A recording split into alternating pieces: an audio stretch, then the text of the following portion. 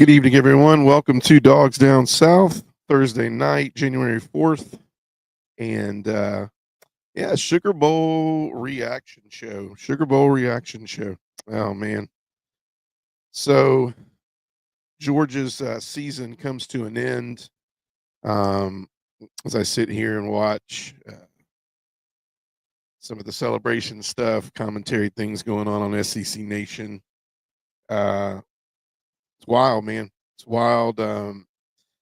So, man, so much to talk about on this live reaction show. If you haven't already done so, one of the main reasons I'm doing this reaction show is because I would love some receipts on this night because there's a lot of things that I think um, didn't go well for Georgia tonight, and I think some of it could be something that we need to keep a real close eye on because I think if Kirby doesn't react to it, then it could be something that continues to plague Georgia, and we could be in one of those scenarios where I don't know. I mean, maybe we have some issues going forward with recruitment. These are things that you just can't let happen.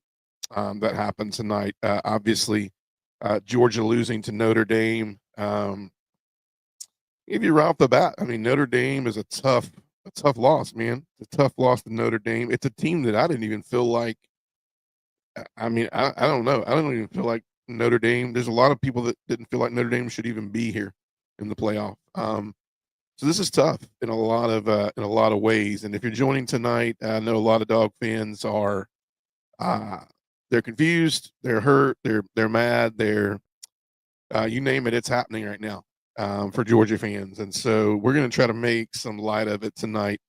So let's kind of just go through the evening when you look at the game. So obviously, you really thought from the beginning of the game that this was going to be a game of defense, right? You look at Riley Leonard and what they're able to do with the run game, and you look at Georgia, and you say, okay, they're going to make Riley Leonard you know beat us with his arm. I think that was the play. I think if we could make Notre Dame have to run the ball on this defense, then we were going to be in a win situation. But just way too much for the defense to deal with. If you look at what the defense actually gave up from a defensive standpoint, um, I think you can attribute what really happened to about 10 points. If I had to really key in on how many points was actually, I thought, earned, 10 points. Um, and that's hard. That's hard to look at because some of these scenarios where we're going forward in the fourth quarter and having to just do so many things that are out of character may not happen. So you look at the first quarter as you recap the first quarter. A lot of things that happened in the first quarter were just based off of trying to get our feet wet. I thought play calling was pretty ridiculous. Um, I thought including the second quarter, obviously, when you got into the meltdown play where the offensive line didn't block the defensive end for the second time in a row. Third, fourth, fifth time in a row, really. That was just when he got to Gunner to make something like that happen. Um, it just puts us in a situation where when you go in down 13-3, Georgia's been one of the biggest statistics that I saw that blew my mind even coming into this game. And we didn't really cover this a lot this season on Dogs Down South, but it was the fact that 9 games did Georgia have to play from behind in the first half. 9 games. And so you can look at a lot of real things, the reason why. So with this being a reaction show, I'm also going to call it an overreaction show as I sit here and watch Notre Dame celebrate. Um, you know, here's my overreaction because I want some receipts on this. I really do. Um, my biggest thing is the offensive side of the ball needs work. We need work on the offensive side of the ball. Now, a lot of people played the narrative of, Gunner gives us a better chance to win. Beck's not the guy. I like Gunner from a standpoint of heart. Yeah, I wanted Gunner to do well tonight. Nobody who's a Georgia fan would never have said they wanted Gunner to not do well. I mean, he's everything you want in a guy coming in. He's got heart. He comes from a background of just a good old boy. He looks at he looks at his teammates over NIL, but when you look at talent alone, um, you know, Beck, whether you like it or not, whether you like his Lamborghini or not, Carson Beck gives us a better chance to win tonight. Carson Beck gives us a better chance to win the playoffs. I know that's not going to be somebody's favorite line, and this is why I'm doing this show tonight. Before we start our summer series and getting back into spring ball and just getting our season revamped. Uh, but Gunner Stockton tonight was not. It was not a game for Gunner Stockton. I think he did the best he could with the offense. I mean, I'm gonna go to the next thing. The offensive line play was absolutely horrendous. We need to revamp what we're doing on the offensive line, and Stacy Searles needs to be really looked at hard. Um, I think you're looking at a line from Stacy Searles from the North Carolina days, where they had great they had great passers. I mean, you look at some of the quarterbacks that came through North Carolina, but they couldn't like they didn't do well because they didn't block well for them. So I think the offensive line play needs to be looked at in a big way. If you're just joining, please follow us YouTube, Dogs Down South, Facebook. Hop in the chat. This is an overreaction show, so you want to overreact, it's time to do it. I'm keeping receipts. So and mine's going to be on the record too as we go into this offseason. The offensive line play has at times this year, even though with dealing with injuries, has been a little bit mind blowing for Georgia not to be able to run the ball like Georgia wants to run the ball is mind blowing. I feel sorry for Trevor Etienne. I feel sorry for Nate Frazier. I feel sorry for everybody who came to Georgia to run the football like they've seen Georgia run the football in the past. Uh, I wish Arkansas would let Sam Pittman go today because I would say, Kirby, go get that man. I'm not impressed with our offensive line. I'm not impressed with our play calling. I'm not. I think we are running down a very, very tight corridor when it comes down to if we continue to allow this to be what defines us at the University of Georgia. We are not going to be able to get the same athletes to come here if we can't produce plays that put our best players in the spot to win games and be playmakers. Let me repeat myself. We are not going to be able to be competitive. I added something to it to be competitive and to continue to draw players to Georgia that want to be big time playmakers if we can't get plays that put the ball into playmakers' hands.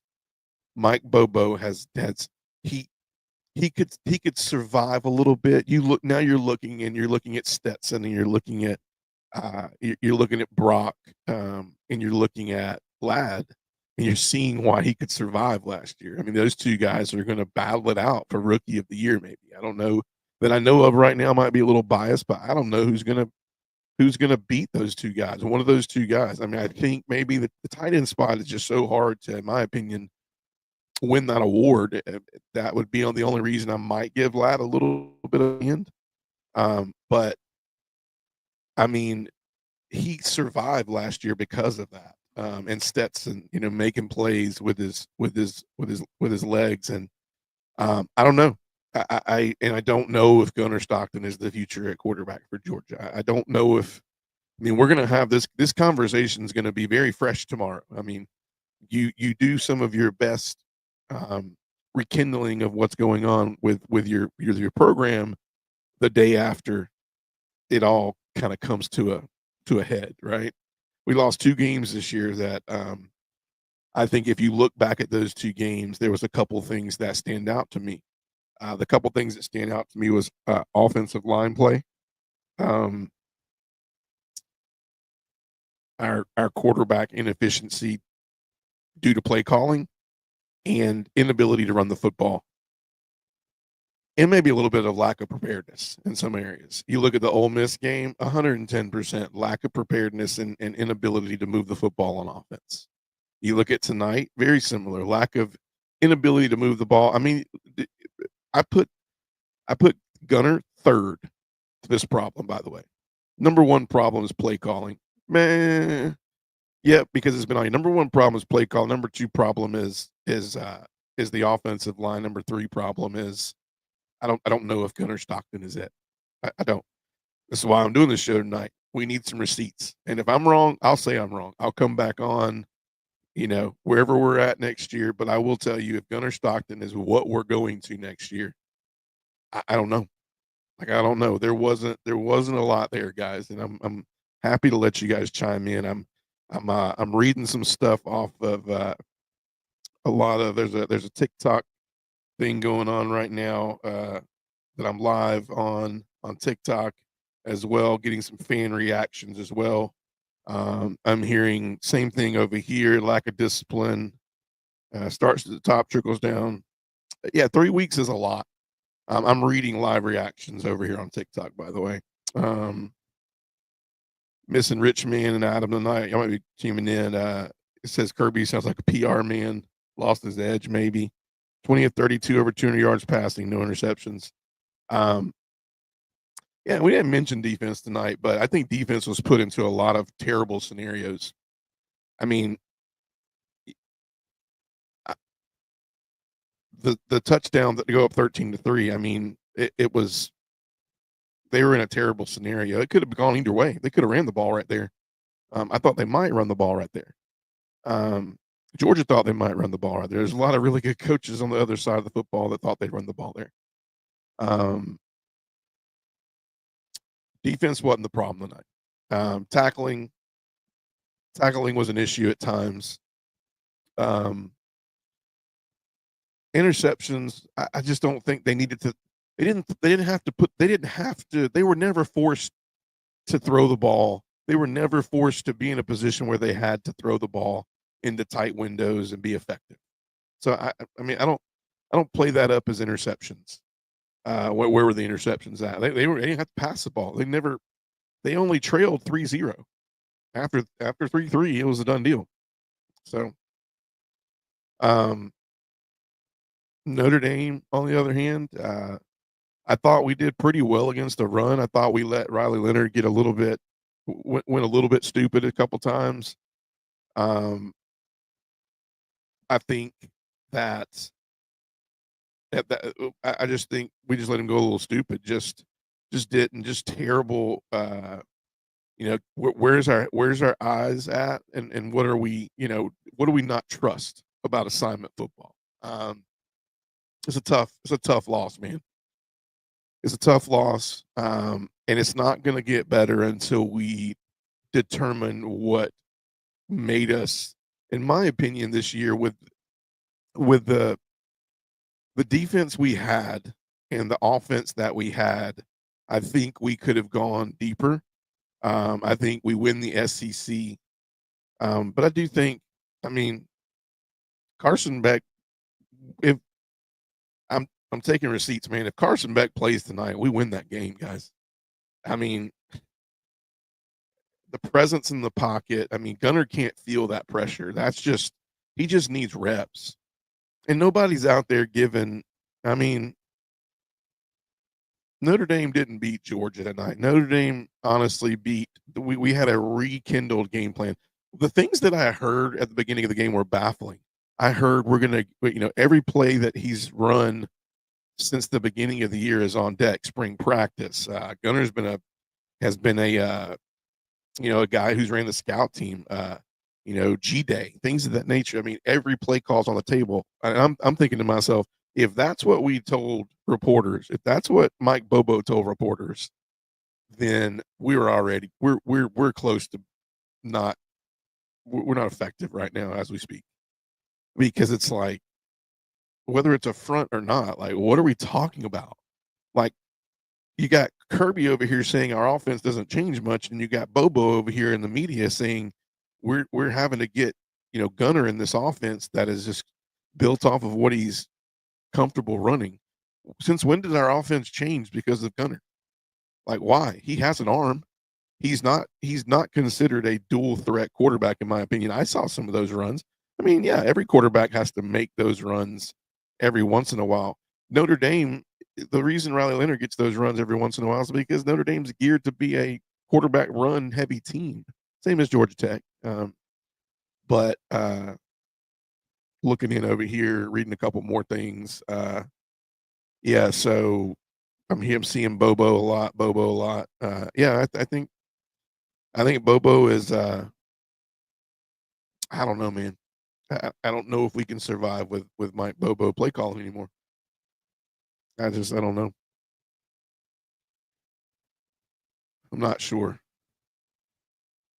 Comment about lack of. I'm not sure I understand this question. Oh, I see what you're saying. Yeah, I mean penalties didn't go Georgia's way tonight. I mean we had two rough in the kicker calls. I mean they hit both legs. From what I understand is roughing if you take out the plant leg, it's roughing the kicker. We got running into twice. I don't know if it affected the game. I'm seeing the I'm seeing the call about the sideline thing where the player kid ran into the ref. Yeah, that hurt. That really hurt. I think we score. Not I don't think Arian scores right there, but I think we score. Um, very tough. Got a Texas team in there now that's just I mean, I don't know, man, sitting pretty. Tonight hurts, man. No matter how you wind it up and you let it play, it hurts and whenever you wind it up going forward, that's kind of where we're at. Uh, but play calling was bad. Reading a couple more questions down here. So if not Gunner Stockton, then who? I don't know. I really don't know. Maybe I'm just maybe I'm just addressing this scenario like too soon. But what I felt like tonight is that maybe the offensive line play was just so poor that um maybe the offensive line play was so poor that we're just stuck on that. Rich man says going to be Irish and Ohio State in the final. Go Irish! Oh, man, I can't cheer for Notre Dame, man.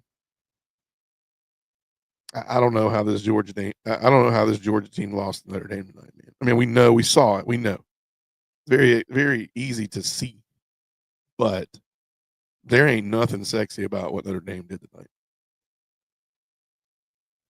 Anybody want to hop in the chat and tell me if Carson Beck is playing tonight?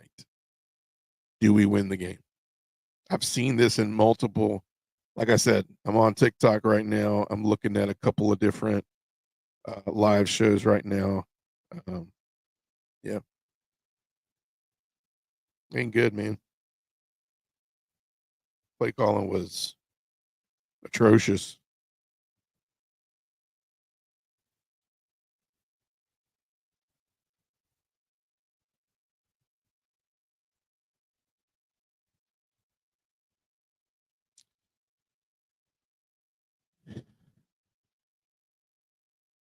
I don't think Notre Dame. I mean, maybe Notre Dame beats Penn State. I don't know, man. It's hard to look at. Uh, I also apparently there was an ejection tonight because of I don't know. Did anybody else see that? Uh, apparently a player did get ejected for his shoe fell off and then he decided to just fall. But I didn't see a penalty. But apparently they're saying that he got ejected for fake injury. I don't remember seeing it.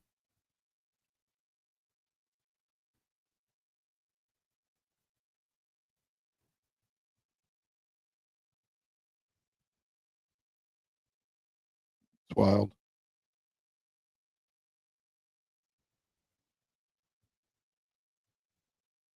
Very wild. Tackling was atrocious. Yep, tackling was bad. Um,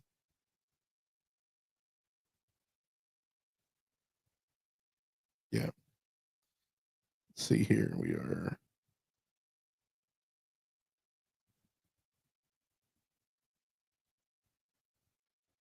Yeah, I have a question down here. So it says,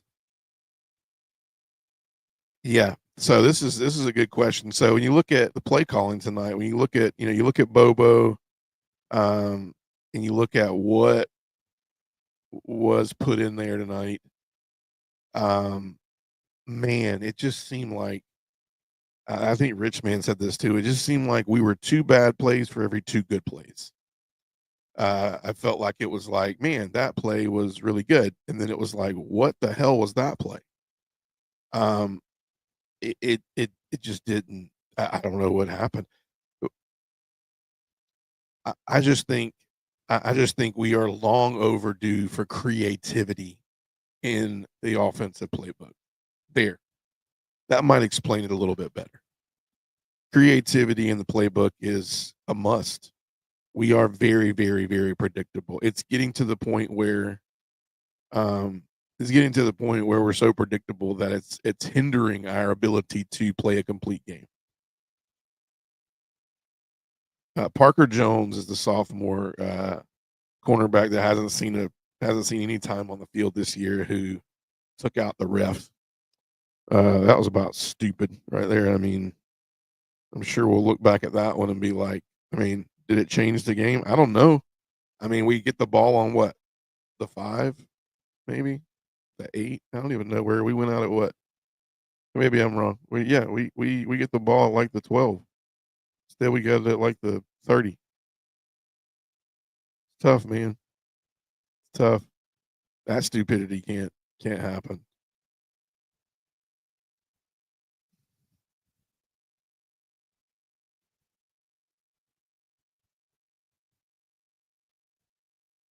Yeah, Kirby Smart was super heated at Parker Jones. Yeah, he was. It was bad. I mean, I feel bad for the kid, but like that's it's pretty dumb. And it could have happened to anybody, but yeah, could have happened to anybody. I mean, if you look back at Parker Jones though too, he's got 1 foot on the white. He's got 1 foot. The official is running really tight on the inside of that white line. So I don't know, man. Usually a warning might happen, but I think the official just was. I think he was.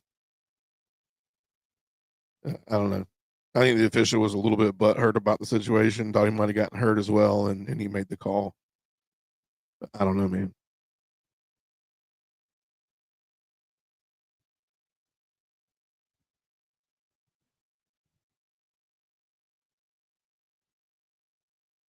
A lot of people in the chat said, "I can't believe Georgia lost."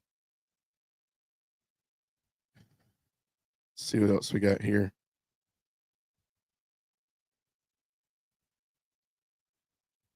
Yeah, some people said Indiana played them better. It's wild. No, I don't agree with that. Yeah, I don't agree with that at all. Arian Smith, man.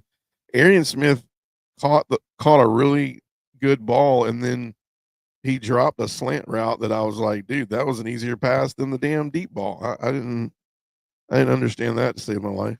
Uh, yeah,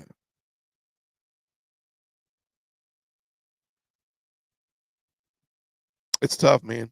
Yeah, I'm reading. It's a lot of people are just saying they can't believe it. It's tough, man. I mean, of all teams, he lost to Notre Dame. I don't think it just shows kind of where we're at right now with Georgia football. I don't think I don't think that Notre Dame should have been in this playoff.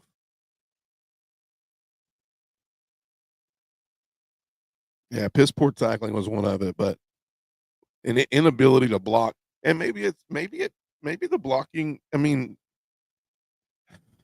maybe the blocking has a lot to do with the play calling. I mean, how many new plays did we put in for Gunner this week, or maybe in 3 weeks? That maybe some of our line was not confident in how we're blocking them. I mean, when you look at scheme and you look at their best defensive line was not even in the game. It was it's actually atrocious. It's pretty atrocious that we lost this game. should never have lost this game.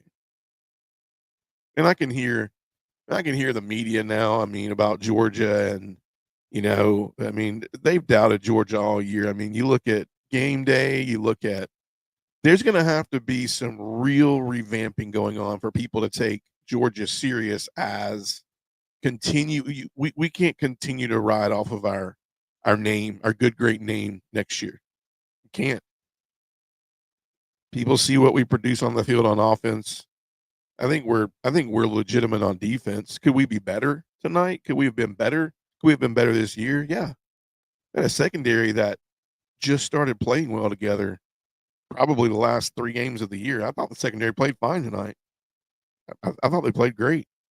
I mean, yeah. Gunner didn't really give us a chance. Gunner didn't really give us a chance in that 4th down either. I mean, damn, he threw the ball. Whatever you say, man, like there's gotta be some options. We don't have Gunner for no options. We don't have Gunner to just throw a fade route to the corner and pray for another. And we already got bailed out with the PI. Has Kirby gone soft? I don't think Kirby's gone soft. I think Kirby's gone soft in the area of accountability with his coaches. I mean, we've gone soft as far as understanding that we don't have the play caller we need to take us to the next level of dominating the SEC. Notice I didn't say winning the SEC. We did that this year we didn't dominate the SEC this year. We had some tough situations that we had some players with a lot of heart. I think you saw a team that was 11-2, now 11-3 this year because of the fact that Kirby's not going soft. It's a different, but also, Rich, man, like it's a different game now. I mean, you can't just chew players up and spit them out anymore. I mean, there's so many logistics to NIL. Why do you think Nick Saban said, "See you later"? I mean, if he can't coach to the potential that he needs to coach, like, I don't know. I don't know. I don't think Kirby's gone soft.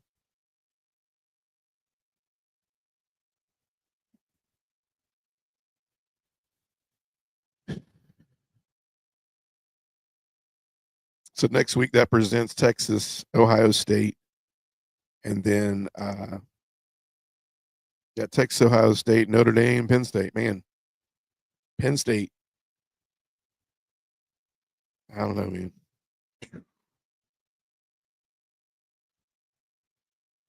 Yeah, I mean, he could be a little edgier. I mean, we're all a little sappy. We're all a little crappy right now. I mean, I don't know how I'd feel sitting in front of the media right now. I mean,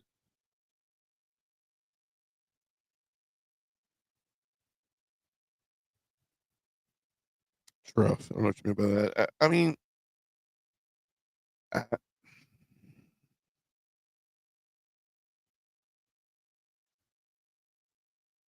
it's got to be tough for Gunner Stockton. I mean, he walks off the field after his first start, 23-10 loss to Notre Dame. It's really not his fault, man. Like, it's really not his fault. It's tough, real tough. Notre Dame wins 23-10. I just want the receipts, man. Like, I just want the receipts. I think Kirby also looked at 23-10, the fake. When they ran the entire team off the field and ran the entire team on. I just don't think there's something ain't right about that. He was right about that.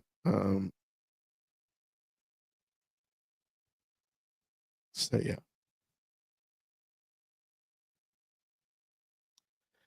Before I get off, I do want to hit a little bit about the college football playoff. I don't like this playoff situation. I do think they will ride this out another year. I think they'll ride it out another year. I don't think they need to. It's bad. It's very bad. Main points of emphasis for it being bad are the time that I have 3, maybe 4 main points. The most important ones are the first 3. Number 1, I think you have no team that was an at-large including Georgia, including Georgia and Oregon. No team that was an at-large that won their conference was rewarded anything. They weren't rewarded anything. What were they rewarded? I don't think rewarding an extra week off. And I've said, and I don't want to contradict myself because I've said sometimes that it was rewarding to get well. But geez, man, like how long before we can play a game? And before I go any farther, my thoughts and prayers go out to the victims of the New Orleans New Year's Eve slash day horrible attack on uh, our citizens, our the people of the United States, the people that were in New Orleans on New Year's Eve slash day to celebrate this heartless attack that just went off. My thoughts and prayers, my heart goes out to these families and the victims. And but man, how long do we have to wait to play this game? And I get it, safety first. What we need to do, football is not important when it comes down to that. But maybe we consider just moving it again, which is why the situation is so tough and this bracket is so jacked up. Because if you were to wait and put Georgia and Notre Dame at another site in another situation, it starts to throw off the schedule, but also now you're put into 4 weeks before these teams play a game. And you can say that Notre Dame did it without sparing. I mean, but I don't know, man. Did we get the best 12 teams? I mean, this I will say this plays into the committee's hand, but you look at the at-large bids. The at-large bids are what we really look at. Boise, I don't know. You say what you want to about Boise, but I don't think Boise's in there if they don't win that conference. I mean, Arizona State, they played a great game. But the lack of athleticism and finishing games against tough teams came back and bit them. You look at,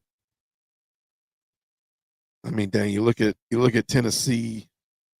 That was shoved into an away game. I don't think they should have been shoved into an away game. I know people are like, well, Ohio State's now sitting there, playing in a game to go to the national championship. Georgia's not. I get that.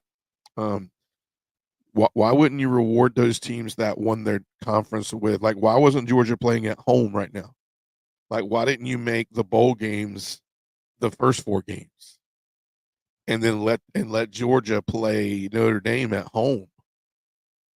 To me, that's a reward for going and winning the SEC championship.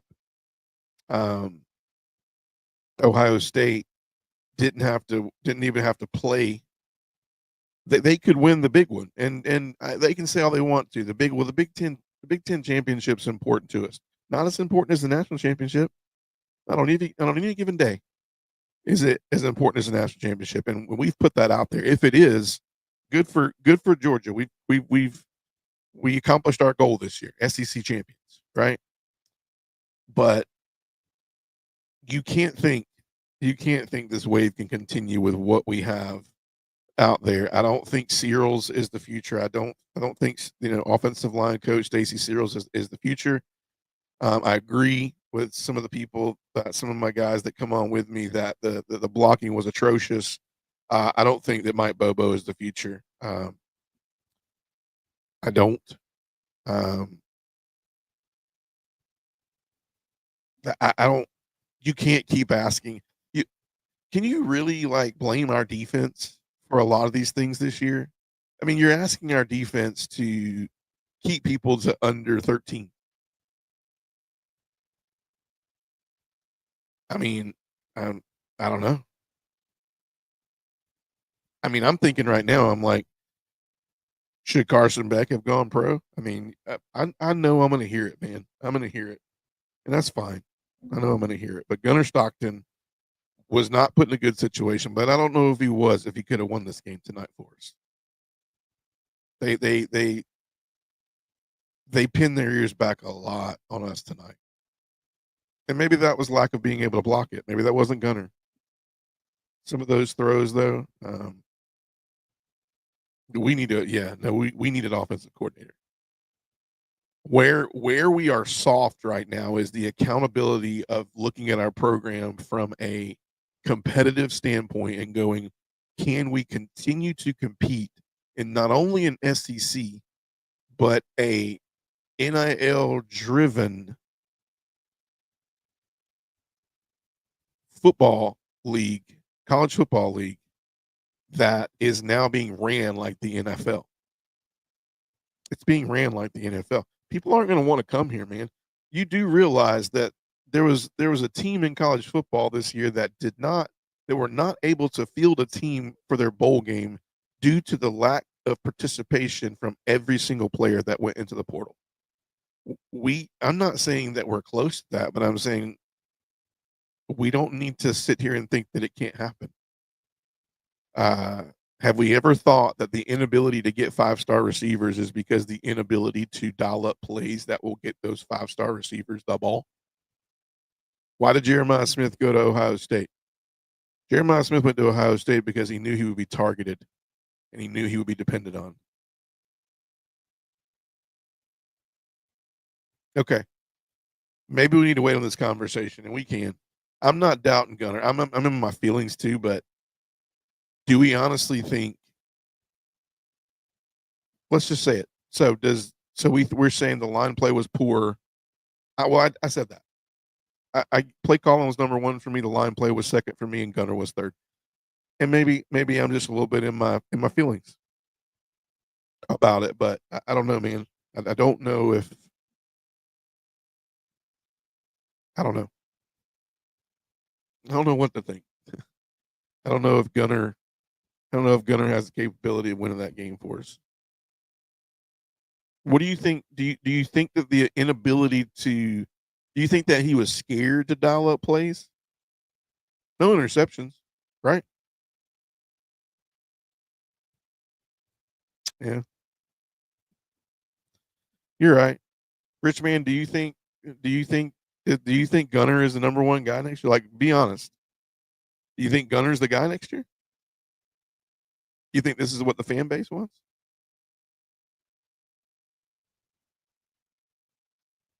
No.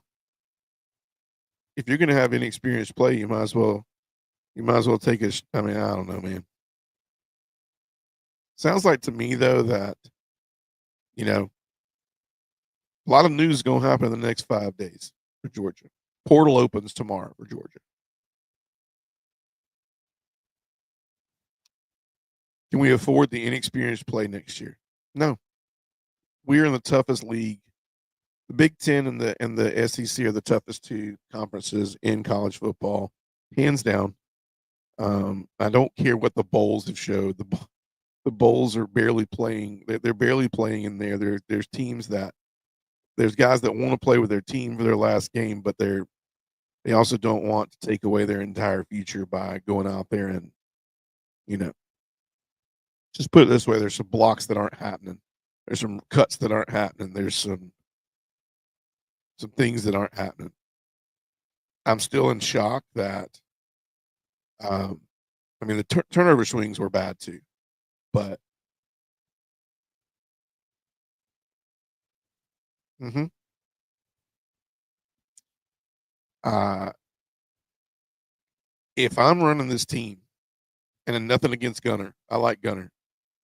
I think Gunner's a great person. I think Gunner is a great story. I think Gunner is UGA. He's a dog. But I don't think that Gunner is going to be a guy that can take us to where we need to be next year. I also don't think our play calling can. And I also don't think that our offensive line play can. Portal opens wide open tomorrow. So no more pressure on players to, if I go today, can I play in the bowl, in the playoff game, so on and so forth. So portal opens tomorrow. It'll be interesting. We're gonna discuss it a lot, but I will end the show tonight and tell you that I'm not going to post this one on Apple Podcasts, by the way. Reaction show. I just want receipts, man. I just want receipts. And it's huge, but I do think the amount of what happens in the portal tomorrow is very important. Yeah.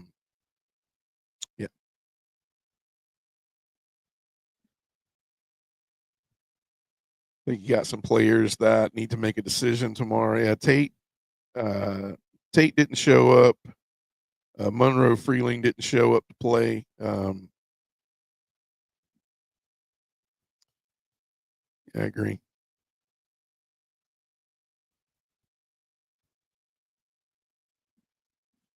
A lot of players have to make a decision.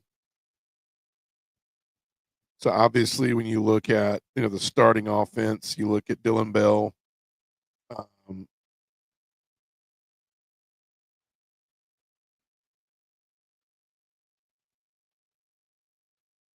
you look at Dylan Bell. He will return. Maybe. I mean, I think Dylan Bell will be back next year. Um, what's up, Tim? How are you, man? Oh yeah, I said it earlier. I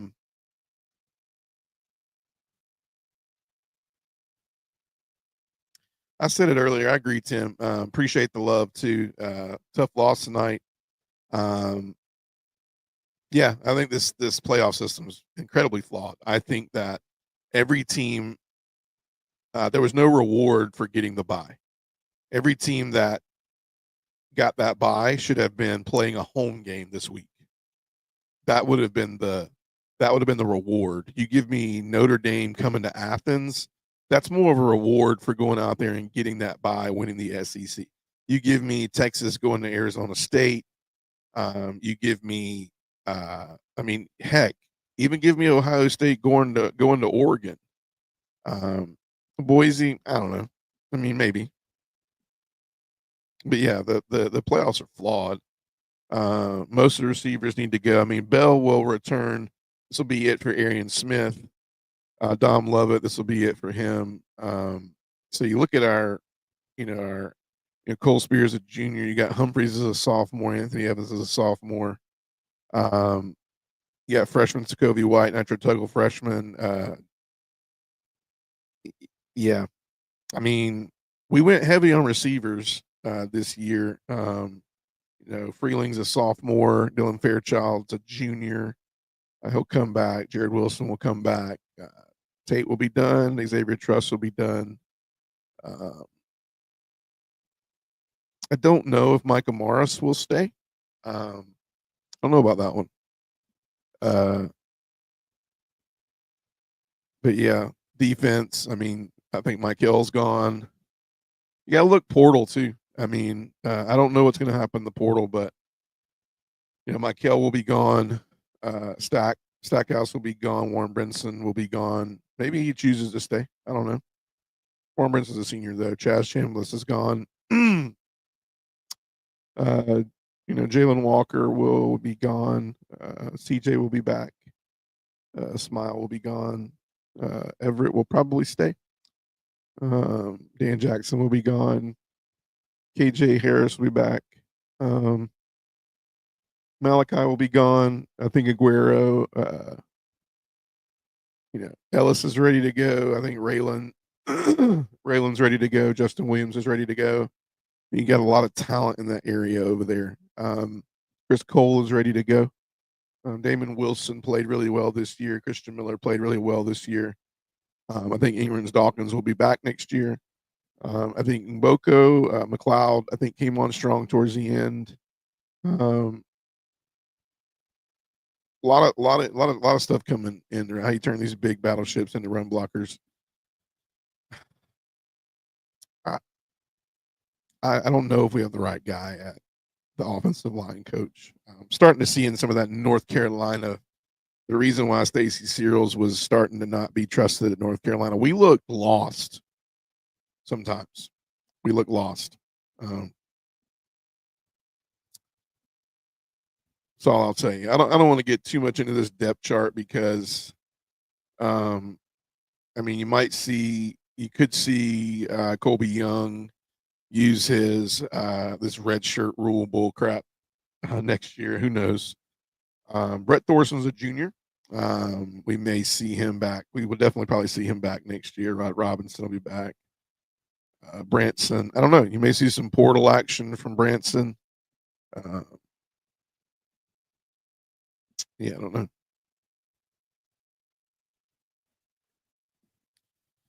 Etienne's a junior. It would do Etienne a lot of good to come back. Him and Frazier would be really good. I think you'll see Cash back next year. Somebody out of here might hit the portal. Maybe a Dwight. I'm worried because I do see the possibility of some of this roster hitting the portal. I mean, I could see Dwight Phillips possibly hitting the portal. Maybe, I don't know. I could see Branson or Roderick hitting the portal. Maybe, I don't know. Just depends. I think Bell is here to stay.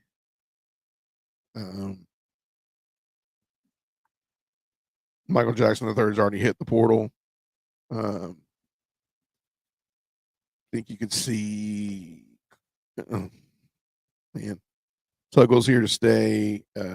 Colby Young, I don't know, man. I don't know what's going to happen with that. Oscar, I think, stays.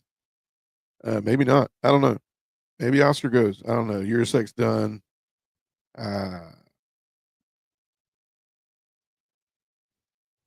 Yeah. Michael Morris, I think he'll stay. Ratledge is gone. Xavier's gone. Jared, I think a lot of this offense. I mean, offense. I think that's why we need to dial up. We need to get a play caller next year. We're going to waste a lot of things. We got to look at is the quarterback position, the play calling position, and the offensive line position. I think the question was: is it coaches, players, or both? I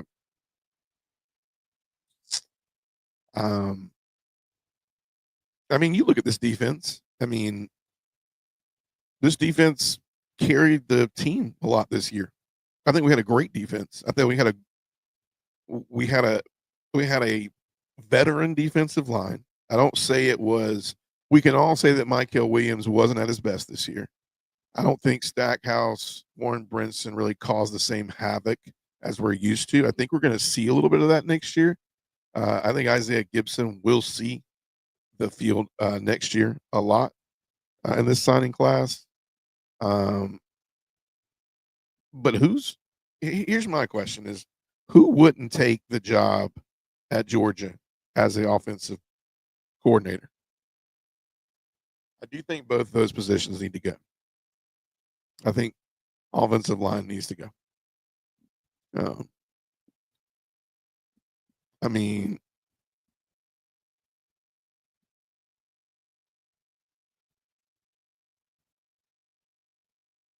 that's just me.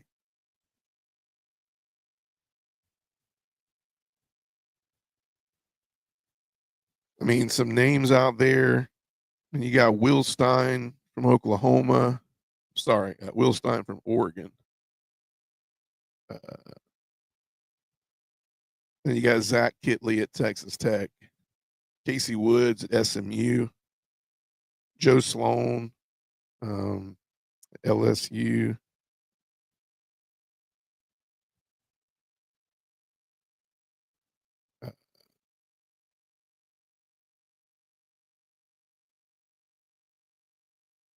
I mean, call me crazy, but give Buster a call at Tech, man. I don't know. Give me Buster Faulkner, man. I mean, he's a name that's on my list. Eric Bieniemy at UCLA. I don't know. I mean, hmm.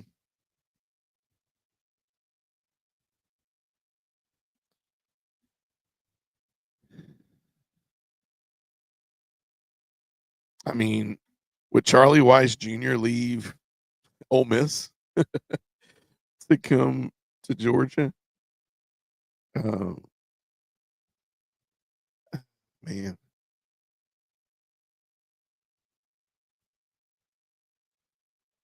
Garrett Riley at Clemson. I mean, I don't know, man.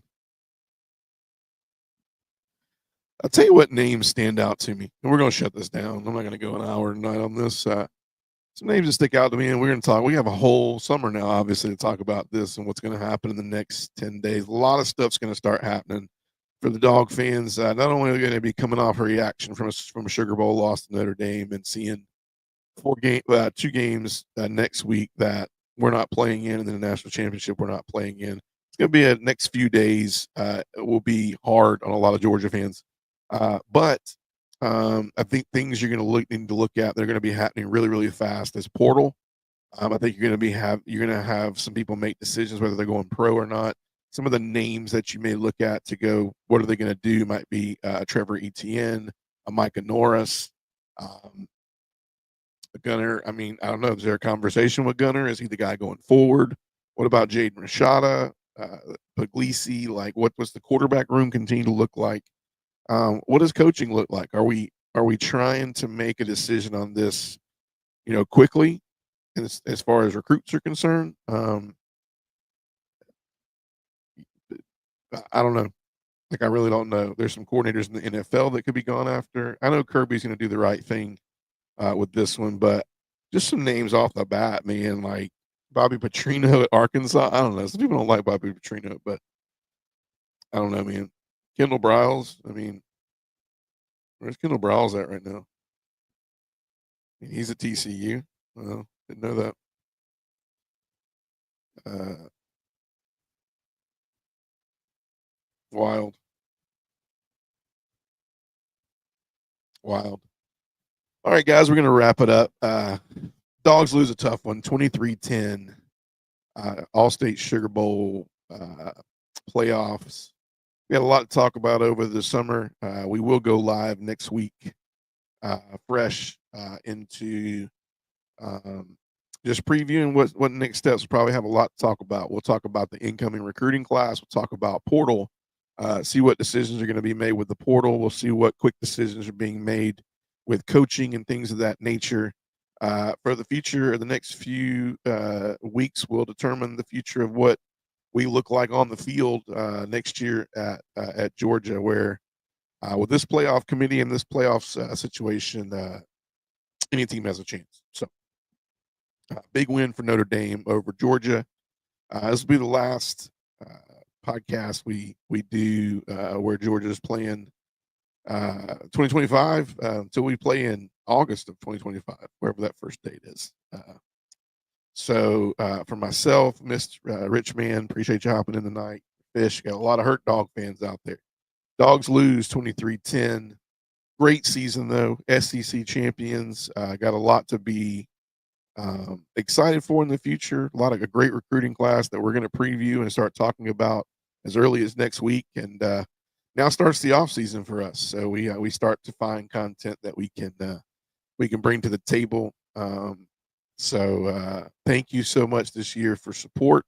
Thank you for following the podcast. Thank you for the listens on Apple Podcasts. Continue to do so. A lot of content will be rolling out. A lot of stuff that sets us up for the future of Georgia rolling out real soon. Dogs lose 23-10. Their season is over, but already looking forward to the first game next year as we speak. Congratulations to Notre Dame. Tough way to start the year. Best of luck to Notre Dame going forward. Be weird, but interesting to see how this all pans out. But Georgia loses 23-10. Great season though. We will see you guys next week, and as always, travel safe and go Dogs.